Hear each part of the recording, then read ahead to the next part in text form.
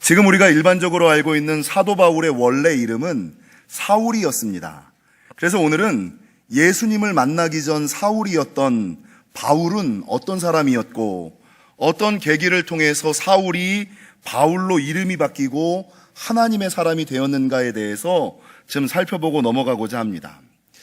여러분, 원래 사울은 가말리엘 문화에서 율법을 배우며 랍비로서 키워졌던, 그러니까 아주 철저했던 유대 바리새인이었습니다.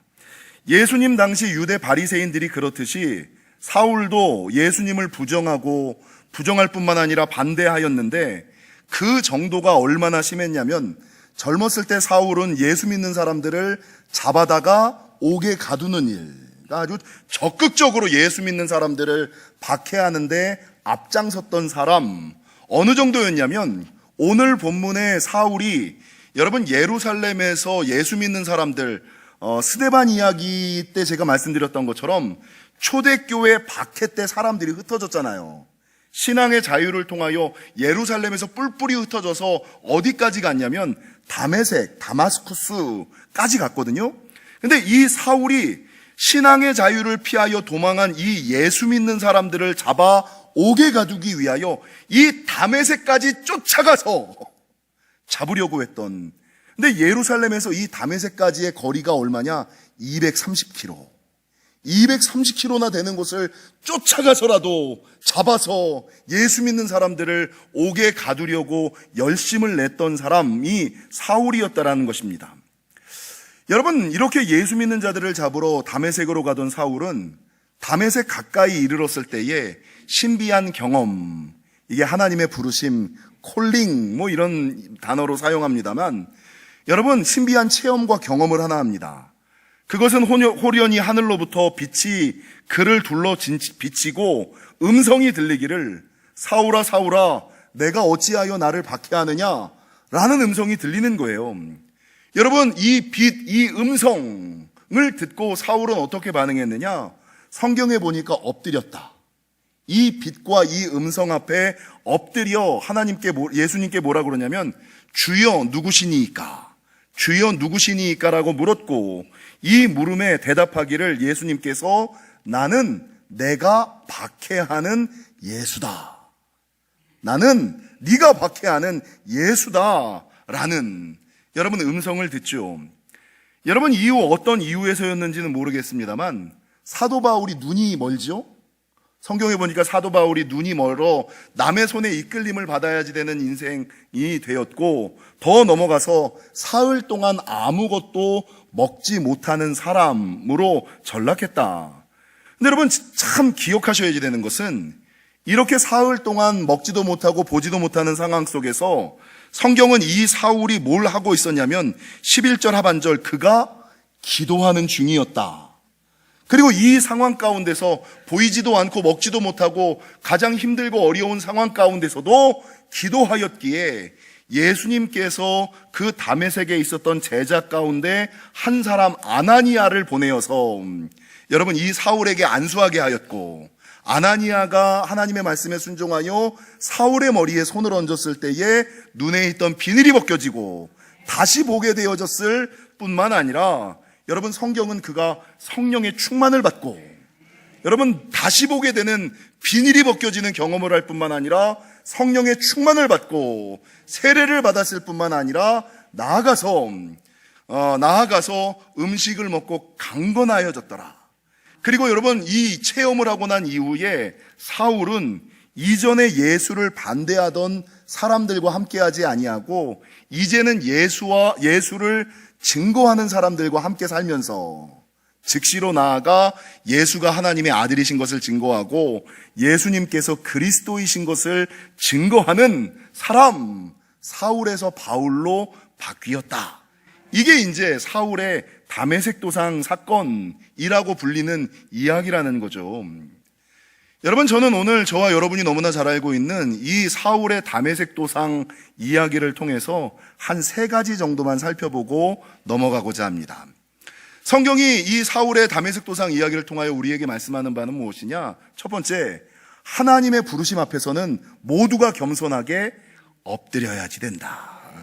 엎드리시는 저와 여러분이 되시기를 주님의 이름으로 간절히 축원합니다. 여러분, 오늘 본문의 사울은 하늘에서 빛이 비치고 음성이 들렸을 때에 땅에 엎드렸다. 성경에 보면 하나님의 현현, 하나님이 부르실 때 모든 위대한 하나님의 사람들은 땅에 엎드렸거든요. 출애굽기 34장 모세도 하나님께서 부르셨을 때에 땅에 엎드렸다.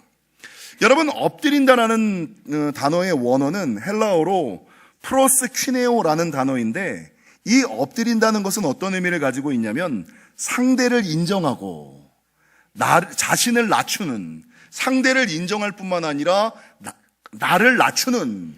그래서 요 프로스퀴네오라는 단어는 항복의 의미를 넘어 경배의 의미를 가지고 있는, 그러니까 두 손 들고 항복하는 것이 아니라 전적으로 당신의 뜻에, 당신의 마음에, 당신이 원하는 대로 순종하고 순복하고 복종하는 것을 의미하는 것이 이 엎드림이다. 성경에 보면 예수님의 발 앞에 엎드린 사람들이 참 많아요. 마가복음 5장 회당장 야이로는, 여러분, 이 회당장 야이로는 나이가 많고 회당장이라는 신분이 높았음에도 불구하고 그의 딸, 죽어가는 그의 딸을 위하여 예수님의 발 앞에 엎드렸고, 아버지가 예수님의 발 앞에 엎드렸을 때에 죽었던 그의 딸을 살릴 수 있는 기적을 경험하였습니다. 여러분, 회당장 야이로 이야기 다음에 12해를 혈류증을 앓던 여인, 이 12해를 혈류증 앓던 여인이 예수님의 옷자락을 잡고 예수님의 발 앞에 엎드렸을 때 12년 동안 낫지 못했던, 12년 동안 고생했던 혈류증이 낫는 은혜를 치유를 경험하게 되었고, 누가복음 17장과 마가복음 1장에 나병 환자가 예수님의 발 앞에 엎드렸을 때에 나병이 치유되어지고, 여러분, 10명의 나병 환자 중에 10명이 치유받았는데 치유함을 받고 9명은 다 떠났는데 한 사람만 돌아와 예수님의 발 앞에 엎드리거든요. 감사하고 엎드려 감사하고 경배하거든요. 그래서 9명은 치유받았을지 몰라도 여기에서 육신의 치유뿐만 아니라 영혼의 구원은 이 한 사람만. 예수님의 발 앞에 엎드렸을 때에 육신의 치유뿐만 아니라 영혼의 구원을 받았다.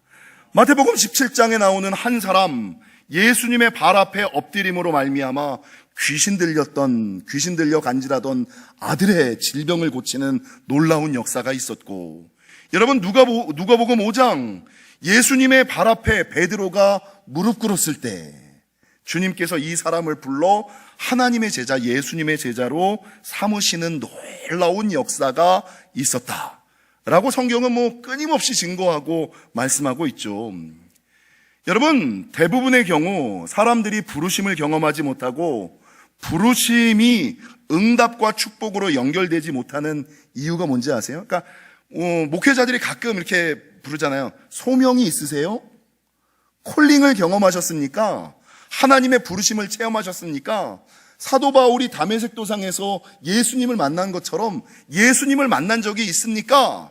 라고 물을 때 대부분의 사람들은 분명한 확신과 경험과 체험이 있는 사람이 있는가 하면, 어떤 사람들은 나는 소명이 없는데, 하나님의 부르심을 받은 적이 없는데, 콜링이 없는데, 체험이 없는데, 경험이 없는데, 하나님을 만난 적이 없는데 라고 이야기를 하는 거예요.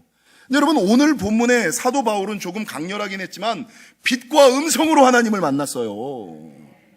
그 옛날 아브라함은 하나님의 말씀만을 듣고 쫓았어요. 근데 그 말씀 앞에, 그 빛 앞에, 그 음성 앞에 내가 만난 것이 하나님임을, 예수님임을 알고, 이 모든 사람들의 공통점은 그 부르심 앞에 뭐 했다고요? 엎드렸다는 거예요. 엎드렸다는 거. 그래서 여러분, 대부분의 경우 하나님의 부르심, 소명과 콜링이 없는 것이 아니라 주님께서는 부르셨는데 주님께서는 만나주셨는데 그 부르심 앞에 내가 엎드리지 못해서 그게 하나님의 부르심인지, 하나님의 콜링인지, 하나님의 소명인지를 인지하고 못하고 응답과 축복, 치유와 회복으로 나아가지 못하는, 연결되지 못하는 경우들이 너무나 많이 있다는 거죠. 여러분, 주님께서는 지금도 여전히 우리를 부르시거든요.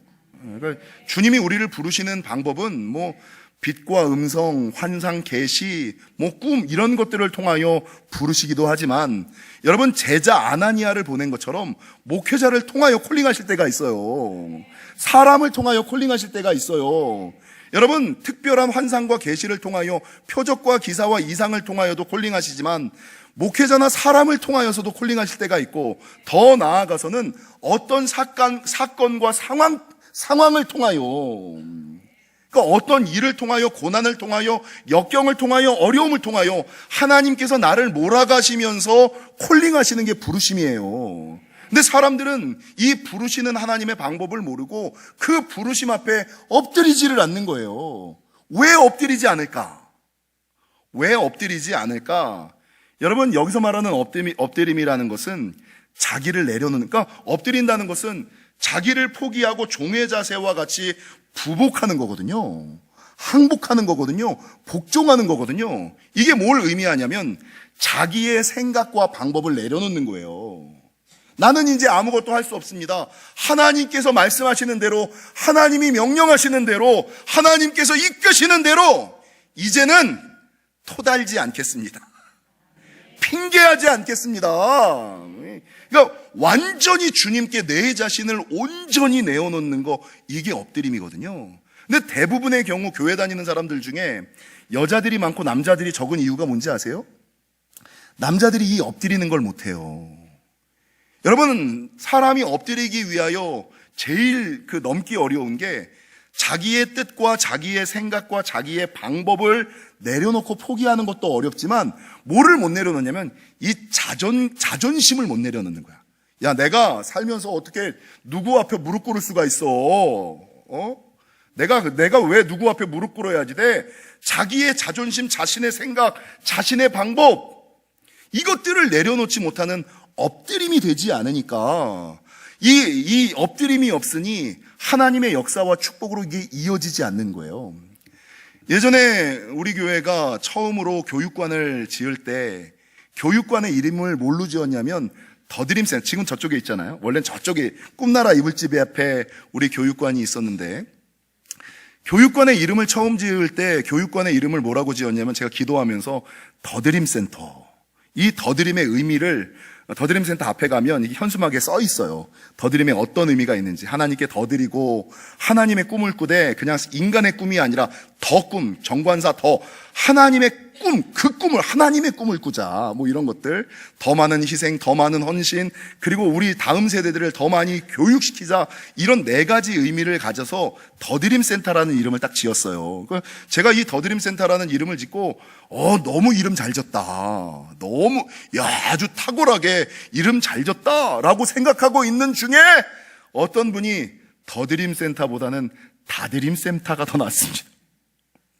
아니 더드림센터보다는 나는 더드리자 그러는데 집사님은 다드려야 된다는 거야. 뭐가 나요? 더드림보다 다드림이 낫죠. 아니에요? 더 드리는 것보다 목사님 더 드리지 말고 다 드리세요 이러니까 더드림보다 다드림이 낫네. 더 드리는 신앙보다 다 드리는 신앙이 더 탁월한 신앙이고 위대한 신앙이구나. 근데 그 위에 어떤 생각이 딱 드냐면 아니 다 드리고 더 드릴 뿐만 아니라 두드림, 꿈을 조동사 조동사 맞아요? 너무 영어를 배운지 몰라도 두가 무슨 동사예요? 조동사 맞아? 김한혁 집사가 있었어야 되는데 꿈을 실행하는 것이 중요하지. 꿈을 꾸는 것만 중요한 것이 아니라 생각만 가지고 있는 것이 아니라 그 꿈을 실제적으로 실현하고 만들어내는 것이 좋지 않냐. 두드림센터. 그래서 저희가 코로나 전에 제2교육관을 사면 이 제2교육관의 이름을 제가 뭐라고 지으려고 그랬냐면 제1교육관의 이름은 더드림센터, 제2교육관의 이름은 두드림센터. 그러니까 더드림 위에 다드림 있고 다드림 위에 두드림 있는 거예요.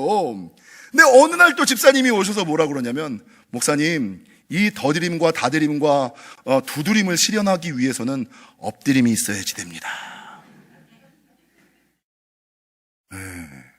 그러니까 이 더드림, 다드림, 두드림을 실현하기 위한 근간에 뭐가 있어야지 돼요?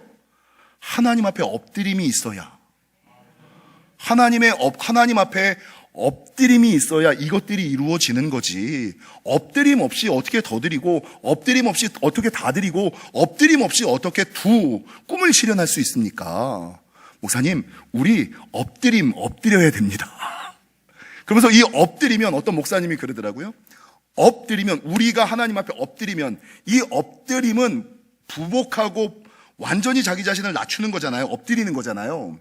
근데 이분이 영어를 뭐라고 썼냐면, 엎드림을 영어로 UP, 엎드림.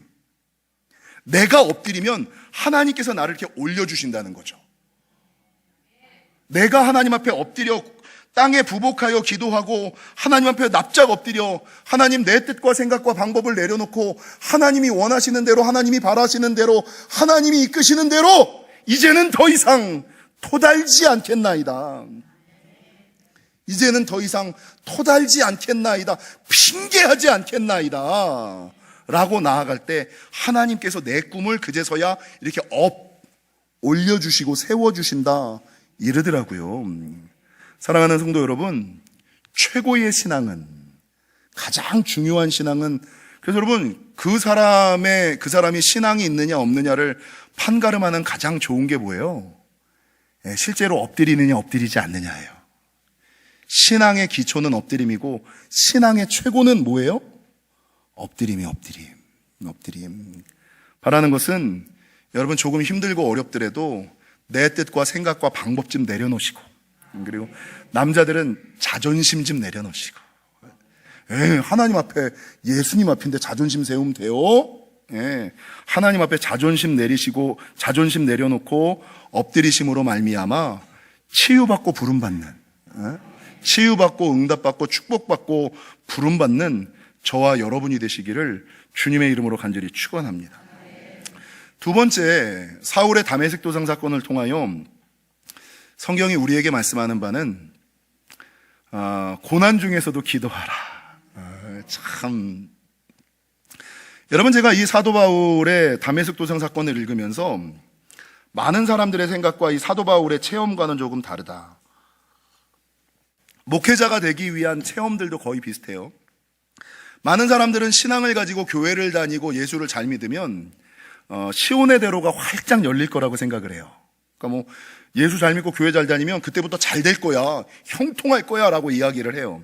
근데 오늘 사도 바울을 보세요. 예수님을 만나고 나서 예수님을 만난 결과가 뭐예요? 눈이 머는 거예요. 아니, 예수를 만나면 복 받아야 되는데, 예수를 만나면 잘 돼야 되는데, 사도 바울은 예수님을 만났는데 눈이 멀었어. 예수님을 만났는데 먹지를 못하는 상황으로 전락을 해버렸어. 사흘 동안 보지도 못하고 먹지도 못하고 사람 손에 이끌림을 받으며 그 전까지는 젊음을 가지고 혈기를 부리며 살아가던 사람이 이제는 남의 도움이 없으면 살아갈 수 없는 존재로 전락을 해버려요. 만약에 여러분이 예수님을 만나고 나서 여러분이 눈이 멀고 여러분이 먹지를 못하고 자기 혼자 거동할 수 없는 상황으로 전락한다면 여러분은 여러분이 만난 예수님을 어떻게 고백하시고 인정하실 거예요? 안 만나는 게 날 뻔했다. 내가 굳이 예수 만나서, 내가 괜히 교회 다녀서, 내가 괜히 기도해서, 아니 예전에는 이 정도는 아니었는데 왜 보지 못하는, 먹지 못하는 남의 손에 이끌리는 인생으로 전락해야지 돼. 여러분, 이러면서 하나님을 만난 것에 대하여, 믿음을 가진 것에 대하여, 교회의 문을 두드린 것에 대하여 후회하는 사람들이 거의 대부분이잖아요. 근데 오늘 이 사울이 바울처럼 위대한 하나님의 사람이 될 수 있었던 비결은, 여러분, 이 사울은 예수님을 만나고 나서 보지 못하고 먹지 못하고 사람들의 손에 이끌림을 받는 상황으로 전락을 했는데, 그 전락한 상황 가운데서 사울은 뭐 하고 있어요?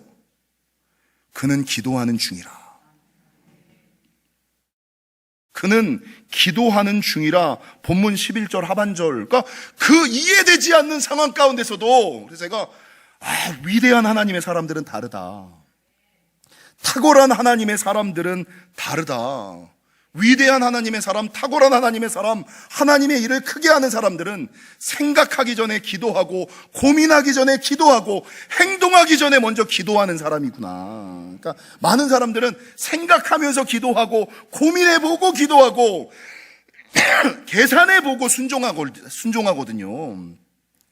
그래서 내가 이해되고 받아들일 수 있는 상황 가운데선 순종하지만 이 사도 바울은요, 예수를 만나고 어려움 가운데 처해졌음에도 불구하고 고민하기 전에 기도하고 생각하기 전에 기도하고 행동하기 전에 먼저 뭐가 깔려있는 사람이었어요? 기도가 깔려있는 사람, 원래 기도의 사람이었다는 거죠. 그러니까 이 사도 바울이 데살로니가전서 5장 16절 이하에 하셨던 말씀이 있잖아요. 항상 기뻐하라. 아니, 이 상황이 됐는데 기뻐할 사람이 어딨어요? 근데 사도 바울은 했잖아요. 야, 나는 눈이 안 보여도 기뻐했어. 나는 먹지를 못해도 기뻐했어. 나는 사람들의 손에 이끌리는 상황 속에서도 기뻐했어. 40에 하나 감한매를 5번이나 맞을 때도, 강의 위협과 바다의 위협과 강도의 위험을 당할 때도 나는 항상 기뻐했어. 그러니까 이 사도 바울이 그래서 탁월한 사람. 항상 기뻐하라. 쉬지 말고 기도하라. 그러니까 좋을 때만, 잘 나갈 때만 기도하는 것이 아니라 항상 기뻐하고 쉬지 말고 기도하고 범사에 감사하라라는 이 사도 바울의 말이, 이게 그냥 입 바른 소리, 듣기 좋은 소리가 아니라 이 사도 바울은 진짜로 그렇게 살아냈던 사람이거든요.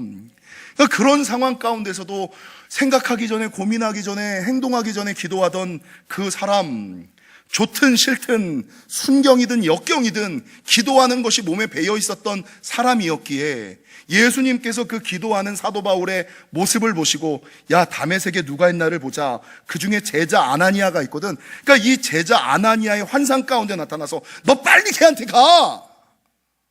가서 안수해. 여러분, 환상 가운데 사람을 보내시잖아요. 응답하시잖아요. 역사하시잖아요. 그래서 이 제자 아나니아를 보내요. 안수하였을 때에 여러분, 눈에 비닐이 벗겨지며 다시 보게 되는 문제 해결의 은혜를 넘어서서, 문제만 해결된 것이 아니라 성경에는 문제 해결 이후에 축복이 있잖아요.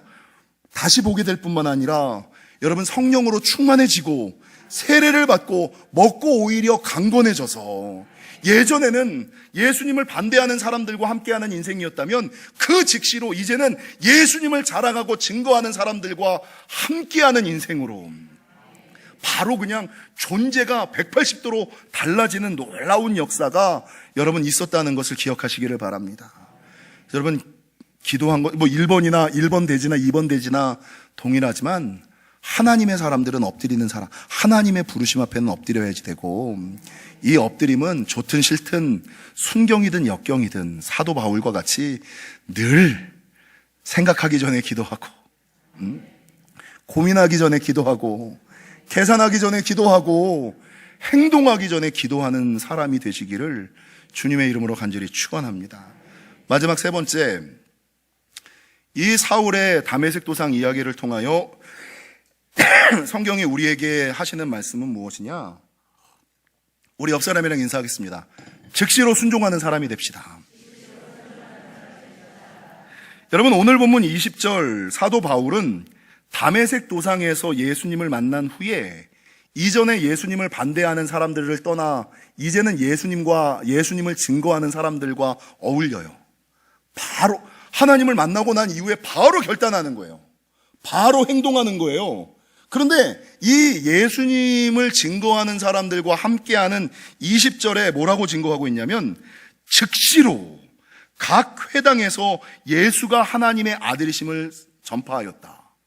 아니, 사흘 전, 한 10일 전까지, 보름 전까지는 예수를 반대하고 예수 믿는 사람들을 잡아 죽이려고 했던 사람이었는데 3일, 5일, 10일, 보름 한 달도 되지 않아가지고 이제는 자기가 잡아 죽이려고 했던 예수 믿는 사람들과 함께하면서, 예전에는 자기가 반대했던 예수가 하나님의 아들이심을, 그가 그리스도임을 자랑하는 사람으로 어떻게 바뀔 수가 있냐고요.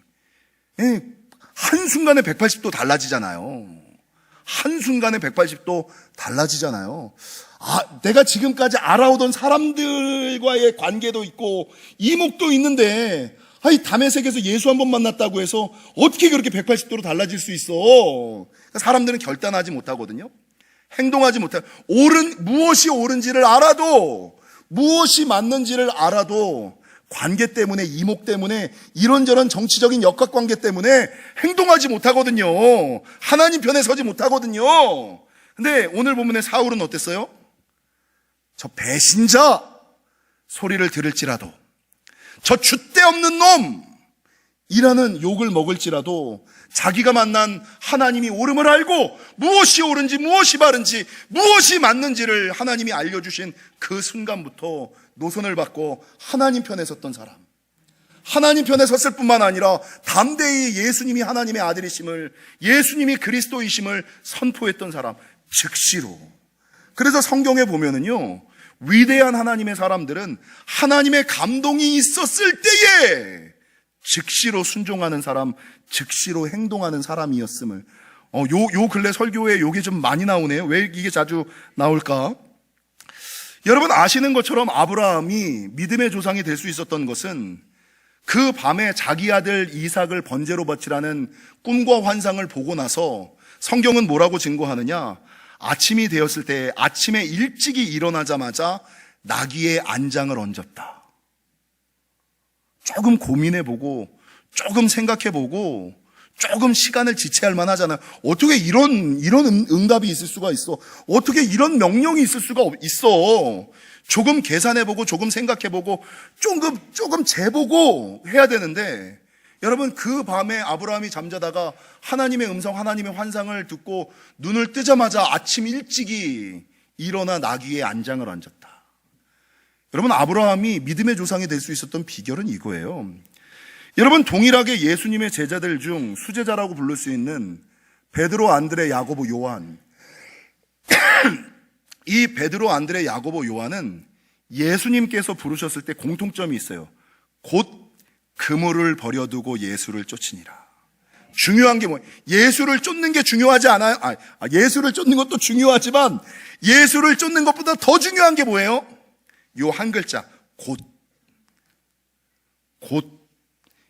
그물을 버려두고 예수를 쫓는 것보다 그물을 버려두는 것이 중요하고, 그물을 버려두는 것보다 더 중요한 게 뭐냐? 곧. 부르시는 그 순간에 곧. 성령이 말씀하셨을 때 곧. 제가 맨날 얘기하잖아요. 첫 번째 감동은 성령의 감동, 첫 번째 생각은 예수님의 생각, 두 번째 생각은 내 생각, 세 번째 생각은 누구 생각이라고요? 사탄 생각이에요. 그래서 기도하던 중에 감동을 받으면 여기에 즉각적으로 순종해야 되는데, 기도하고 나서 가면서 생각하는 거야. 이 내가 받은 응답이 진짜일까? 맞을까? 이건 이제 내 생각이야. 그리고 집에 가서 배우자한테 묻든가 누군가에게 이야기를 하면 요때부터 생각은 누구 생각이 되는 거예요? 세상과 사탄의 생각이 되는 거예요. 여러분 제가 좋아하는 사무엘은 일평생을 하나님께 바쳐진 나실인의 삶을 살았는데, 이 사무엘은 사사이자 선지자이자 제사장의 삼중직을 감당했던 사람 아니에요? 근데 오늘 본문의 바울도 그렇고 아브라함도 그렇고 베드로, 야고보, 요한도 그렇고 사무엘의 공통점이 뭔지 아세요? 여러분 사무엘은 나이가 어렸을 때 하루 종일 어린 나이에도 불구하고 자기가 할 일이 아니라, 제사장들이 해야 될 일을 자기가 굳이 안 해도 되는데 교회에서 그 일을 하루 종일 했어. 굳이 내가 안 해도 되는데 어리다는 이유로 그냥 지네들은 막 제사장이라고 나라가 놀아다니면서 이 어린 사무엘에게 막 일을 시키는 거예요. 이 어린 사무엘이 일을 하다가 이제 밤이 돼가지고 이제는 너무 피곤해서 처소에 누웠어.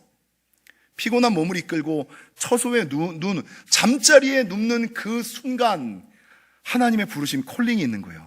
사무엘아. 그러면 여러분 우리 그러네. 장로님이 이렇게 우리 지난주에도 이런 일이 있었어. 장로님이 교회를 가셨는데 예배를 다 끝나고 가시고 일을 하고 다 끝나고 가셨는데 제가 전화를 해가지고, 장로님 요거 좀 안 됐는데요. 일 다 하고 갔는데, 일 다 끝내고 갔는데 목사가 전화해서, 장로님 이거 좀 나와서 보셔야겠는데요, 이거 좀 더 해주셔야겠는데요. 그럼 여러분 어떻게 할까요? 목사님 하루 종일 하다 이제 겨우 들어와서 이제 씻고 저녁 먹으려고 그러는데 왜 하필? 목사님 내일 갈게요. 내일 밤에 갈게요. 밤에. 사무엘이 그랬어요? 아니요, 곧 일어나 달려갔다. 일어나 달려가는 거예요. 그러면서 여러분 그 누굽니까? 제사장 앞에 쓰잖아요. 일어나 달려가 제사장 앞에 쓰는 신앙. 그러니까 사무엘이 위대한 하나님의 사람이 된 거고, 베드로와 야고보와 요한이 위대한 하나님의 사람이 된 거고, 아브라함이 위대한 하나님의 사람이 된 이유는 뭡니까? 순종했기 때문이 아니라 어떻게 순종했기 때문에요? 즉각적으로 순종했기 때문에, 곧 응답하였기 때문에 그들이 위대한 하나님의 사람이 되었다라는 것입니다. 사랑하는 성도 여러분, 하나님께서는 빛과 음성으로 환상과 계시를 통해서든 아니면 오늘 본문의 아나니아를 통해서 사람을 보내어 응답하시든 아니면 상황과 사건 등 환경을 몰아가시면서 우리를 부르시든 부르실 때가 있어요. 안 부르시, 여기에 있는 분들은 다 부르심을 받았어. 모든 다 부르심을 받았어. 근데 그 부르심이 사도 바울, 베드로, 사무엘, 아브라함처럼 큰 은혜와 축복으로 연결되지 못하는 이유가 뭔지 아세요? 하나님의 부르심이 없었기 때문이 아니라 그 부르심 앞에 여러분 자존심 내려놓고 엎드리지 못한 내가 있었기 때문에, 기도의 뒷받침이 없었기 때문에, 순종을 하기는 했는데 10년 전에 말씀하셨는데 이제야 순종하는 사람들 있잖아. 아니 아직까지도 순종하지 못하고 있는 사람들 있잖아요. 그 즉각적이지 못한 순종 때문에 여러분 응답이, 역사가, 축복이 지연되고 있음을 기억하시고, 바라는 것은 우리가 사도 바울의 다메섹 도상 이야기를 통하여 하나님의 부르심 앞에 엎드리실 때 즉각적으로 순종하시는 저와 여러분이 되시기를 주님의 이름으로 간절히 축원합니다.